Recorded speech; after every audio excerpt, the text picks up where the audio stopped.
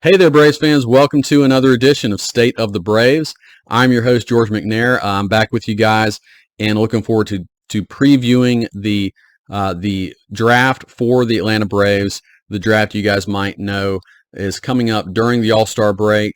So as the Braves are entering this period of a little bit of rest for at least about a third, well, 2/3 of the team will be resting. About a third of the team will be going to the All-Star game in Seattle. But during this period, you also get to experience the draft. That they moved the draft into the All-Star week of festivities a couple years ago. I don't know how I feel about that. I guess I don't have really big feelings either way, but it's exciting. I really got into the draft and Braves prospects in a deeper way when the Braves were really bad in the 2015, 2016, 2017 range, and the MLB club wasn't very good, and you were just kind of hoping for the future and looking towards the future. And very thankfully, a lot of those hopes and dreams came true because that was the era in which, Ozzie Albies and Dansby Swanson and Ronald Acuna were coming up. And I mean, in various ways, they all kind of came true in terms of being really good prospects. I mean, so many of the Braves stars now came through the farm system. Of course, we've also had some really good trades that have paid off. But, of course, Austin Riley, Ozzie, Ronald, all these guys have been huge. And it's been really cool to see. It's always cool to see young guys, just kind of that maturation process towards stardom. And it's paid off for the Braves in some major ways. And with every draft, you're kind of hoping for that again. And it is exciting. Of course, the baseball draft is very different from NFL and NBA because the process of becoming a great baseball player typically happens over several years, and of course, the minor league system is very different than you see in terms of other pro sports leagues. So the draft is different. I mean, I'm not going to get into every little nut. I'm not getting into the nuts and bolts, of the draft. Probably a lot of you guys out there know it, or at least know the basics of it. But it is exciting to go through this, and I'm not a draft expert by any means, but I do have a little bit of knowledge that I want to share with you guys. Part of it too is even the guys who have a lot of knowledge of these prospects. I mean, good luck trying to predict the baseball draft. I mean, it is just such a moving target of a lot of different things that go into it. And, again, with the NBA draft or NFL, it really is teams, and all they're really worried about is the talent level of the player they're drafting and maybe positional need. And again, that's easier to dictate because if you're drafting, a running back in the NFL, well, you have that need, you have that position, they're going to plug in and they're going to play immediately. And that's just not the case in baseball. So that being said, you guys are probably aware that the Braves are near the bottom of the league in terms of most supposed experts and their rankings of farm systems.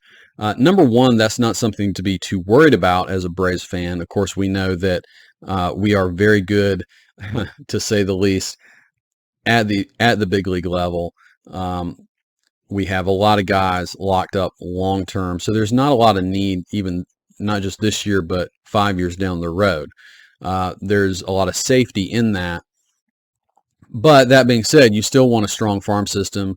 If somebody goes down with injury, you need to fill in. You never know what's going to happen.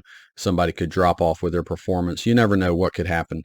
And of course, strong farm systems are very good assets. These prospects, very good assets if you need to make a trade or that sort of thing. So the Braves certainly want to improve their farm system. But also, I just would remind you that these rankings, you could take it with a grain of salt. Rankings, they're certainly about talent, but a lot goes into certain prospects getting ranked higher than others. There's a little bit of a game that's played with that, and I don't think the Braves have ever really engaged in playing that game. I mean, you've seen that with these supposedly like big surprises with guys coming up who haven't been ranked, and suddenly they're really good rookies with the Braves. I mean, Harris was ranked in the top 100, but not for very long. Strider, kind of the same thing. Elder was never on anybody's radar. And I could go through Vaughn Grissom even. Never was ranked in the top 100. So you see that happen with the Braves a little more often, I think, because they don't engage in that game. It doesn't mean that the Braves are not weak, especially at the higher levels of their minor leagues. I think that is true. So they certainly have some work to do. And of course, the draft and international signings, those are the two main ways to do that. It will be interesting to see if there's any impact of Dana Brown no longer being with the Braves in the room. Of course, he is now the GM of the Houston Astros. I don't think there's going to be a ton of impact there. Maybe longer term impact as they hire someone to fill his position. But the same dudes are going to be in that draft room. And ultimately, of course, Anthopoulos is going to be a big part of that as well.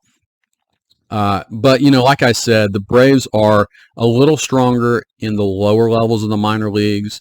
Their most recent drafts, last draft was really heavy on pitchers, but you have several good pitching prospects down there in rookie ball, in A ball, and you have some really good international signings over the last 2 seasons as the Braves have been able to get back into the international signing pool. But those guys are 17, 18 years old. And so it's going to be a long time until some of these better prospects, number one, prove themselves. Are they actually potentially, going to be good major league players? And when are they going to help you? It's probably going to be a little while. So, all right. Well, as far as the draft goes, the Braves have 3 picks on the first day. So those are picks 24, 59, and 70. And 24 is, of course, their first round pick. 59 is their second round pick. And 70 is their comp pick that they got when Dansby Swanson signed with the Cubs. So it's nice when you get an extra pick like that if a guy leaves. So it's great to have 3 picks on the first day. But, just a reminder, guys, the baseball draft really is not about filling needs. It's not a needs-based draft for the most part. You could look at it maybe in terms of filling weaknesses if you have weaknesses across your entire minor league system, but not necessarily weaknesses at the big league level. Every prospect takes years of development. The Braves do tend to move some guys quicker through the organization than some organizations do. Of course, again, we saw A.J. Smith-Shawver as a 20-year-old make his debut this year. Michael Harris, pretty young, made his debut. So they do that. But typically, you're going to see guys anywhere from 2 years to 4 or 5 years in the minor leagues, sometimes longer than that, before they reach the big league level. So it is a long process. It's a process that is different for every player. And every prospect is an asset. And I think that would be particularly true for the Braves right now, since I think it's easy to say they have a solid 5-year window, basically, of the team that they have right now, minus a couple guys. You might, a lot of these guys who get drafted, some of them will never become anything. Some of them might get traded away, like we saw happen as the Braves were able to get Sean Murphy this offseason. All that stuff happens, and that is part of the deal. And that's especially true of pitching prospects. The Braves have been pretty aggressive in drafting pitchers in the draft, and part of that is because every team always values and needs pitching. So I think they're going to continue to be that way. I think the Braves will take more pitchers than position players generally, especially at the top, in the top rounds. I would expect that this year as well, even though, and I'm going to get into this a little bit, but this draft is a little weaker on pitchers and one of the stronger position player drafts in recent memory. So it is going to be interesting to see what the Braves do, because that might push them to take more position players than they normally would, or maybe not. Maybe they'll continue on with their typical MO and take more pitching. So as far as organizational strengths for the Braves, again, an organization that generally is weak with the farm system right now, they are stronger on the pitching side of things. AJ Smith-Shawver is their number one prospect right now. He is the only highly regarded pitcher that's really knocking on the door of the major leagues right now. And of course, he's already made his debut, but he is down in AAA as we speak. And of the Braves' top 4 prospects, they are all pitchers.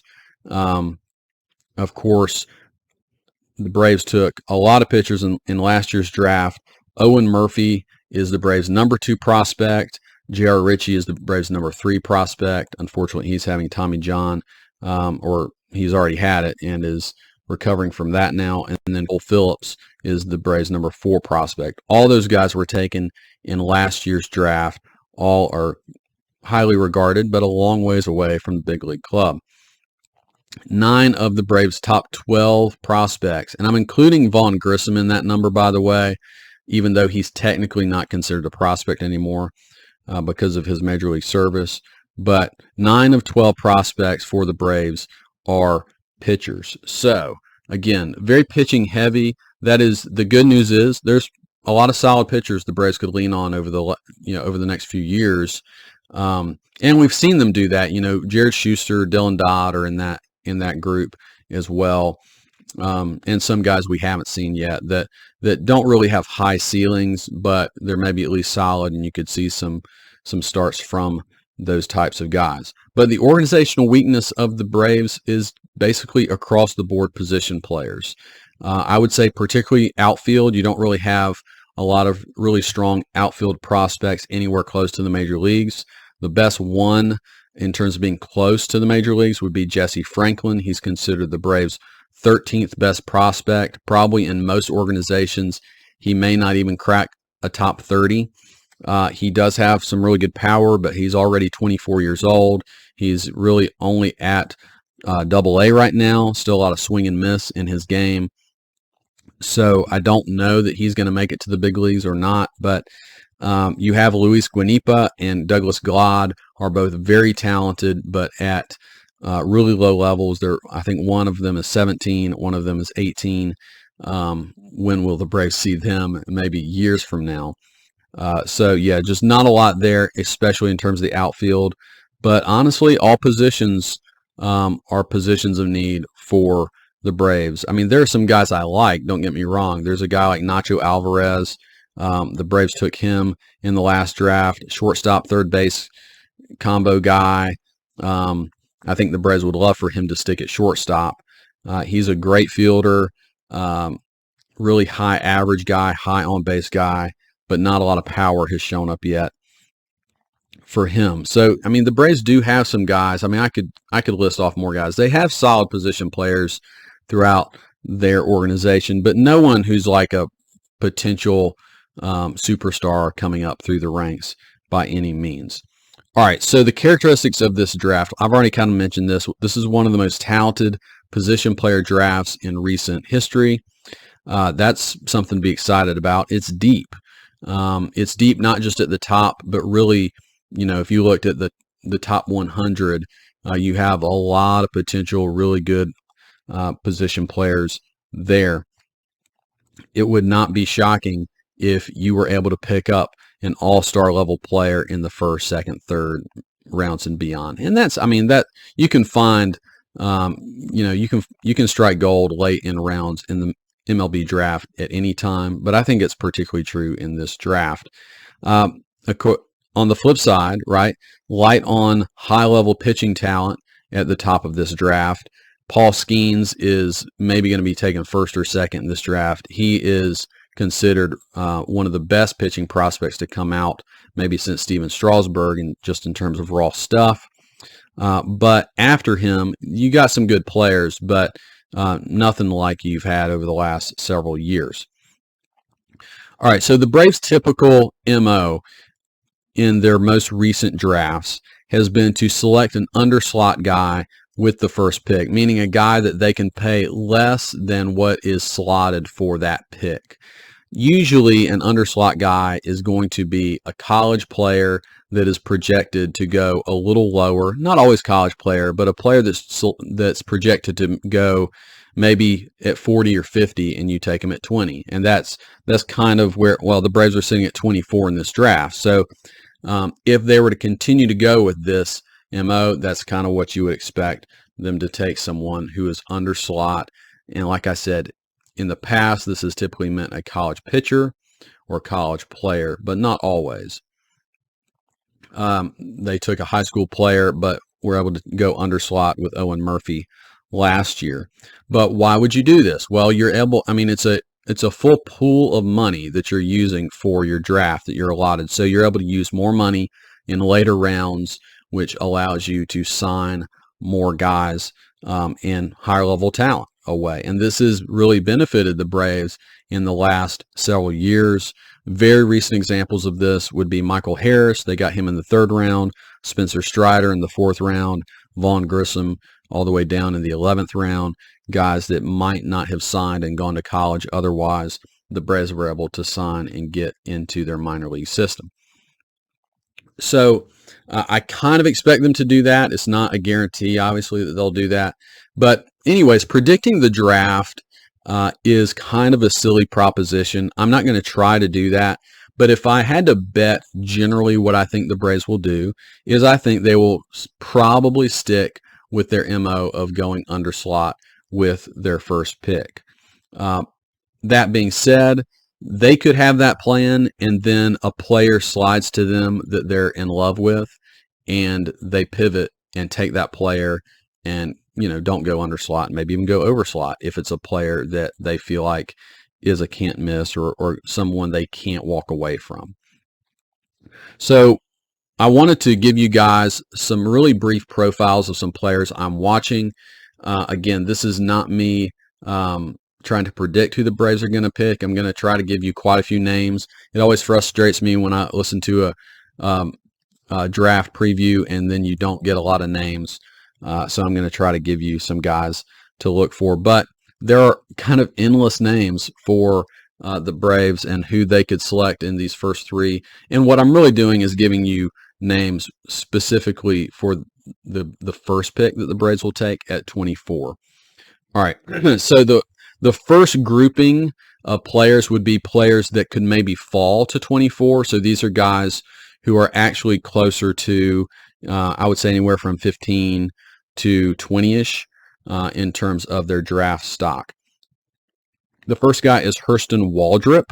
If you know Keith Law, he's the main draft guy for ESPN. He projected Waldrop to drop to the Braves. I think he's actually considered like the 15th best player in this draft. He's a right-handed pitcher out of Florida. Has probably some of the best pure stuff in the draft outside of Skeens. But he does have questionable command. That's why I actually kind of disagree with Law here, just in terms of the Braves typically shy away from guys who struggle with command. I think that's one of the key things that they look for in a pitcher. You can always, a guy who's throwing 92, you might be able to get him up to 94 with better mechanics or that sort of thing. Command is something that is, I think, more difficult to coach. The next guy, Noble Meyer. I particularly like this guy. He's a right-handed pitcher. He's out of Oregon, not college. He's a high school prep arm. He might be the best prep arm in this draft. Great slider, mid-90s fastball, and what I like about this guy is he throws strikes, and I think the Braves would like that too. I find it hard to believe that he will drop to 24, but if for some reason that were to happen, I think the Braves would be on him. Colin Houck is a shortstop. He is a Georgia guy, high school prep shortstop. He's probably going to move to third base. Probably, you see that with a lot of high school shortstops. Typically, if you're playing shortstop in high school, you're the best fielder and best athlete on your team, but it doesn't mean you're going to stick there in the minor leagues or major leagues. So he will probably move to third base. This guy has major bat speed. He has real power, but there is some swing and miss in his game, and that gives me some pause. Okay, Aiden Miller. He is a third baseman. He is out of a high school in Florida.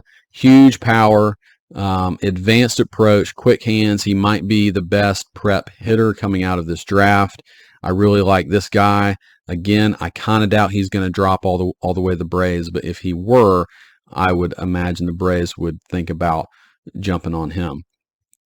All right, and then finally, Brock Wilken. He is also a third baseman. He's coming out of Wake Forest.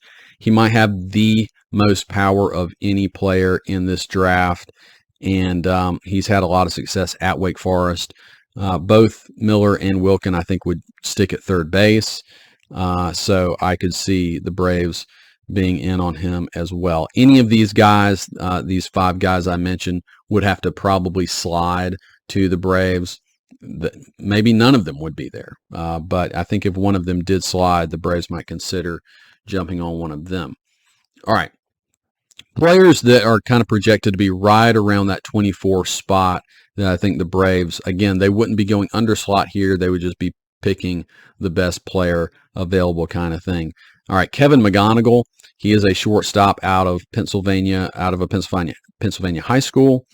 He has a great hit tool. He has probably less power than maybe you'd like. Not no power, but he's not really considered a pure power guy. Questionable defense too. So does he slide to second or third, or maybe even outfield? That's a little bit more of a question mark. Thomas White is a left-handed pitcher. He is a Massachusetts high school player. He's probably the best the best prep lefty out there. Upper 90s fastball, great curveball, but again, and you see this with a lot of high school players, spotty command. So the stuff is absolutely there. It's just a question of, do you believe in his command or not? Colt Emerson is another shortstop. He is out of high school in Ohio. Solid hit tool, probably with a little more power than McGonigal, maybe a little less of a hit tool than McGonigal, but these are similar players in some ways. All right, so those guys you could kind of look for as well. Now, I'm going to give you quite a few more players that fit that underslot profile. And these are guys that, I'm trying my best to connect. Not only would they be underslot, but do I think these guys are players that, they have some of the skills, abilities, and even intangibles that the Braves tend to like. All right, the first guy is George Lombard Jr. I've actually heard several people connect his name to the Braves. The Braves actually drafted his dad back in 1994. George Lombard was a pretty highly touted prospect, never really fully did what the Braves were hoping he would do. But nonetheless, George Lombard is a shortstop out of Florida High School. Big-bodied guy. He's 6'3", raw power, but some questions about his hit tool and whether he can stay at shortstop. But he's a solid player across the board, probably a 50 grade across the board on pretty much everything, maybe with a 55 tool on power. All right, Jake Geloff, I'm hoping I'm saying his name right. Jake Geloff, third baseman out of UVA, very solid hit tool and field tool with a 60 grade power tool. So this guy is a pure hitter at third base coming out of UVA. He might come up through the ranks a little quicker. You would hope a power college bat like him would do that. He hit 21 home runs at UVA this past season. So probably coming in a little more advanced than some of these high school players. Travis Sakura. I really like this guy. Right-handed pitcher out of Texas High School. He probably has the best prep fastball. He will sit that around 100 miles an hour. He's known for, now listen to this. This sounds like a Braves player. Known for his athleticism, intelligence, and work ethic. Those are things, when I hear that, okay, the Braves like these intangibles. They like these things that probably lead to further success down the road. So Travis Sakura out of Texas, Texas high schooler, that might be an interesting one for the Braves. Blake Walters, right-handed pitcher out of Illinois, also a high schooler. Good fastball, raw pitching talent. He also was a two-sport star. He was also a basketball star in Illinois. And I know the Braves love two-sport stars. Very famously, John Smoltz was a great basketball player. The Braves really like those types of guys, especially as pitchers. Being athletic makes a lot of difference. Owen Murphy was another guy they just selected last year that was kind of in that realm. So I could definitely see them taking Walters. Cooper Pratt is a shortstop out of Mississippi High School. This guy's big, 6'4" shortstop is that's like Cal Ripken Jr. size. Great bat to ball skills and great strike zone awareness. He probably, because of his size, may have to move to third base, but he's another guy that's pretty solid across the board in every skill. So Cooper Pratt's another one. He's from Braves country, Mississippi boy. I could just kind of see him being taken. And, if he slides, maybe even they take him with the second pick. But he's a name that I'm going to be looking for. Ty Pete's another guy that I've heard his name connected to the Braves. He's out of Georgia, I think Atlanta area, high school. He's 6'2", shortstop. He's only 17 years old. He hasn't turned 18 yet. So he's one of the younger players in the draft. I think some teams really value that because they're projecting still more growth physically. And he already has raw power, great bat speed. This guy does have probably some kind of mystery arm issue because he was also throwing 95 miles an hour as a pitcher, and then suddenly he was shut down, and some of his even his fielding, his arm slot was like really low when he was thrown to first base from shortstop spot. So I do wonder if that will shy teams away, maybe shy the Braves away from him, or maybe it opens the door to take him when other teams are shying away. But Ty Pete, we'll see about him. All right, and then the last guy, this is a shot in the dark for me, but Alonzo Treadwell, right-handed pitcher. This dude is 6'8". He's coming out of UCLA. He had Tommy John in 2020, so he kind of fell off people's radar for a little while. And, he has slowly but surely gotten back on track. Very good command. And while he's huge, 6'8", he's not like, he's not sitting 98 with his fastball. He's more like averaging 92, 93. But he has gotten it up to 96. I do wonder, as that arm comes back more and more, if there's more velocity in that arm. But just the fact that he has very good command, he has a good pitch mix, 3 really good pitches, above average pitches, the fastball, the slider, and the changeup. I think this guy is someone the Braves, if they took him, it would be very underslot, and they would be setting themselves up to do basically what they've done in the last several drafts. So what do I hope the Braves do with their first pick or first 3 picks? I'm open. I don't really want to see them take 3 pitchers because of their lack of depth organizationally at the position player level. I would really like to see them take 2 position players along with the pitcher. Even if that means they take a pitcher first, like they typically do, and then 2 position players with their next 2. I think that's kind of where I would be at. But even if they take 2 pitchers and 1 position player, I wouldn't be upset at that either. Pitchers are just, they're that currency that is always good to have. And, as we saw with J.R. Ritchie, if you take 3 pitchers, probably one of them is getting hurt at some point in the season. And that's just the reality of pitching, especially young guys coming up and learning their arms and pitching. And you're going to have some injury there. The other thing, if you're taking position players, what I really like is to see guys who have 2 tools more than any other tools. A great hit tool and a good fielding tool. Because those are 2 things. I mean, you can teach fielding, you can become a better fielder, but the hit tool is something that I think if you're not seeing it at this stage, it's really hard for a player to develop that. You see guys with raw power and poor hit tools. It's very rare that those guys are able to make it to the big leagues. But guys with better hit tools, over time, they can develop some better power. Launch angle can improve. Strength can improve. So that being said, the guys that the guys that the Braves do focus on that they take, I hope those position players have strong hit tools. All right, guys. Well, that is my preview of the Braves draft. I'm going to be watching and very interested to see who they take. Hopefully this is one of those historic drafts that we look back at and say this was the thing that rebuilt the Braves organization from the ground up.